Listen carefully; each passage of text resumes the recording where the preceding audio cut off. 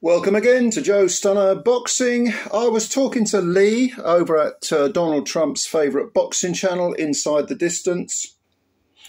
And we were sort of talking about or touching upon the whole sort of lack of news in the boxing world at the moment. And we decided that a good example of this is that this sort of altercation between Derek Chisora and this Uber Eats cyclist or whatever the hell he was.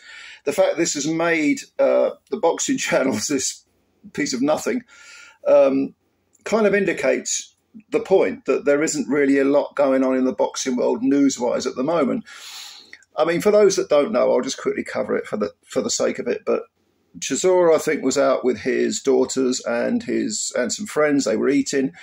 A Uber delivery guy cycled past on the pavement. And Chisora took umbrage to this. He said, don't go on the pavement. You know, you're going to hit someone, hit an old person, you hit maybe a blind person or whatever. You know, you shouldn't be on the pavement.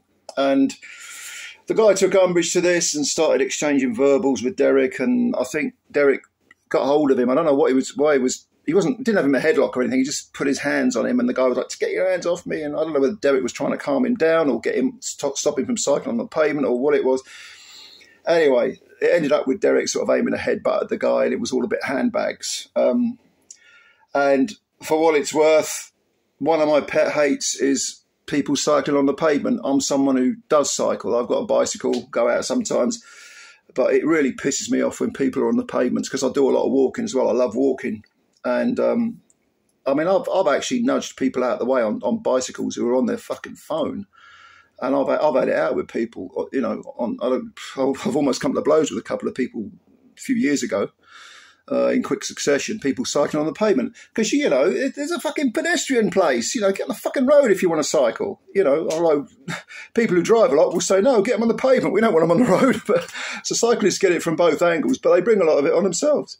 You know, I remember once I was going to visit my nan who was in hospital at the time. I'm going back a long, long while now. But I watched some geezer on his bike shoot onto the pavement.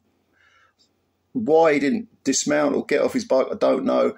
He was desperate to get into the hospital, and lo and behold, he hit some little kiddie, some little girl who was about 5, 6, maybe younger, I don't know. And our old man was with her, and if that had been my kid, I would not have been responsible for my actions. Well, I would have been, but you know what I mean. I thought, you fucking arse. And he apologised and everything, but that ain't the point, is it? You know, it's so arrogant and ignorant, all dolled up in his stupid hat and his fucking lycra. Waxing to this poor little girl. So, no, I've got no time for cyclists on pavements. Get on the fucking road where you belong. That's my message to them. Anyway, now that I've got that off my chest, let's talk about the reason why there is such little, or the perception that there is such little news in the boxing world at the moment. Because when you think about it, there are cards carrying on. On Monday, there was one, was it Monday? It was Monday morning in UK time from Japan. You had the quarterfinals of the Matchroom's prize fighter tournament that's taking place in Japan. And that was great. There was some good, nice matchups, you know, even matchups. 3 of the 4 fights were stoppages. One of them, the one that went the distance, was an absolute barn burner. And then you've got Warren and Queensbury have got the latest Magnificent 7 coming up, and there are fights on the horizon. But something that Lee mentioned, which I absolutely agreed with, it had occurred to me, and that is that we have been so spoilt with fights, with these stacked bonanza cards that we've been having in recent months, or let's say over the last year or two, that we're now, that's not enough for us. To have, you know, lower profile but still pretty good cards is not enough for us. No. We've got to be pigs at the trough, stuff in our faces. More is never enough. And even when we're puking up, we're still trying to stuff it back into our mouths. You know, let's have some perspective here, in other words, okay? There are good fights at all levels. I've said this so many times before, but I'll say it again. If you're a small hall guy like I am, I love going to the small halls. That's where I spend my money. Never buy pay-per-views. I'd rather put my money into the small hall circuit.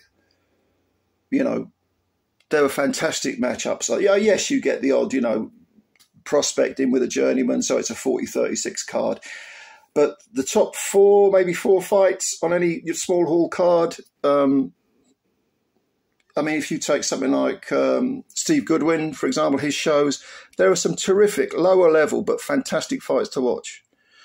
And we've got away from all that. We're not happy with that anymore. We want, you know, like I say, more is never enough. We want so much of it every week.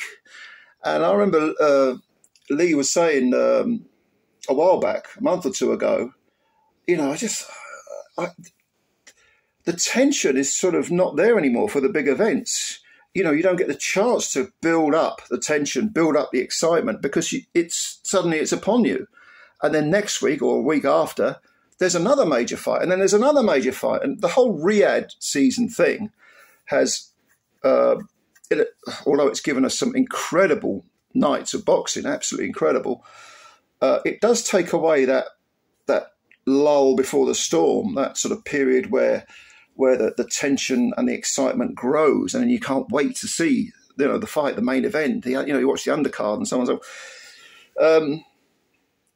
Sometimes, you know, you can have too much of a good thing, but I don't think it necessarily follows that because we haven't got any great big bonanzas over the next few weeks. Although we don't have any good boxing. We do have some great cards on, I mean, that Magnificent Seven card looks pretty good. You know, last week we had Boots Ennis, and there was a top rank card on as well. I mean, what was that, the week before, was it? You know, boxing is still ticking over, but news-wise, you know, any YouTube boxing channel will tell you it's all, you know, if you bring Fury into the mix, you get a lot of views. If you bring AJ into the mix, you get, you know, not as many, but you do get a lot of views. You know, there are one or two others that are big names. When they're quiet, the perception is that boxing has gone quiet. That isn't necessarily the case, you know. Have a look on DAZN, have a look on, I mean, I think there's a card on Friday, the 19th of July, so that's tomorrow. And that is, I want to say it's a top rank card. I could be wrong about that. I think it's pretty certain it's top rank. I think it's on Sky. Then you've got a Japanese card the following morning in UK time. And then in the evening, you've got the Queensberry card, Magnificent Seven card. So in the space of 24 hours, you've got 3 cards on this coming weekend. So don't be lulled into thinking there's nothing on. There is something on. But yeah, I just thought I'd mention that. I mean, it is getting to the point now where everything has to be massive. Everything has to be dancing rah-rah girls and fireworks going off. Just because that's lacking, don't think there ain't any great boxing on. There is plenty of good boxing. This is a golden age, a golden era. I keep saying this to people. And it's never been easier to watch boxing. Never. There's never been so much of the damn stuff around. If you're a boxing fan, if you're a boxing junkie like I am, have been all my life, it's a golden age. Anyway, let me know what you think. Comments below as always, and I'll have a read and give them an answer. And subscribe to the channel if you're new, please do. And hit the like button. I always appreciate your support. Thank you very much, ladies and gentlemen. The sun is out. Summer's arrived, at least in the UK anyway. It'll probably be over tomorrow. But let's enjoy it while it lasts. I'll catch you later. Bye for now.